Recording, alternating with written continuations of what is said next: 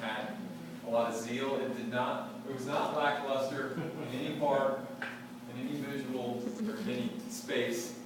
There are a few things on this list that I can briefly go through and then get into the main part of your evaluation.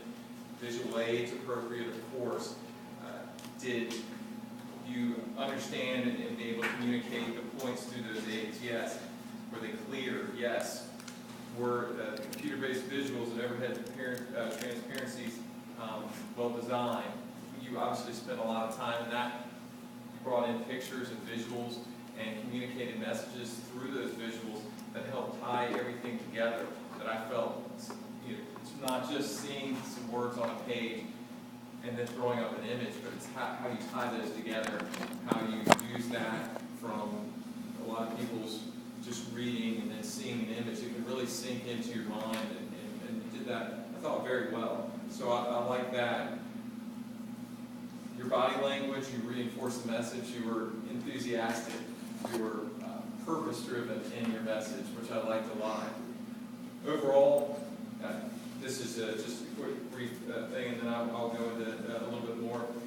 From what I liked most about the speech was your passion and the message. In particular, some points on that. In your start, you talked about really bringing the fluorescent lighting analogy, or it being bad for your soul, how reality is based on personal experiences, and how life isn't a one-way street. That all spoke to me, and I think it spoke to everyone here very well. As you bring in, as you started up, okay, you start in this spot, and then you start moving on to your story with the iron.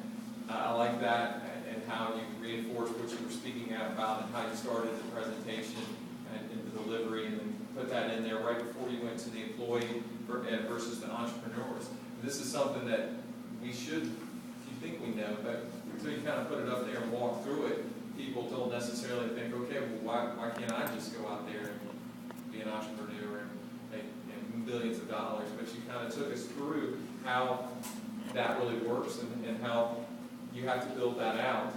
Your educational, about the American education system, a good reinforcing point. I really like the mental bondage and bondage of the elephant picture. What the bondage part, mental bondage, and of course the funny picture of not all types of bondage. What I thought about with that, it took me back to the video from Pink Floyd's The Wall, where he had all the people lined up, and they were all carbon copies of each other, and we don't need no education, and it just says, okay, factory and certain types of methodology sends us down a certain path. And is that right? Is that wrong? Who are we to determine that, and how do we analyze it? So I thought you did a really good job with that and tying it all together. And I could probably go on, but it was a great speech, made me think a lot, and I enjoyed it. So thank you.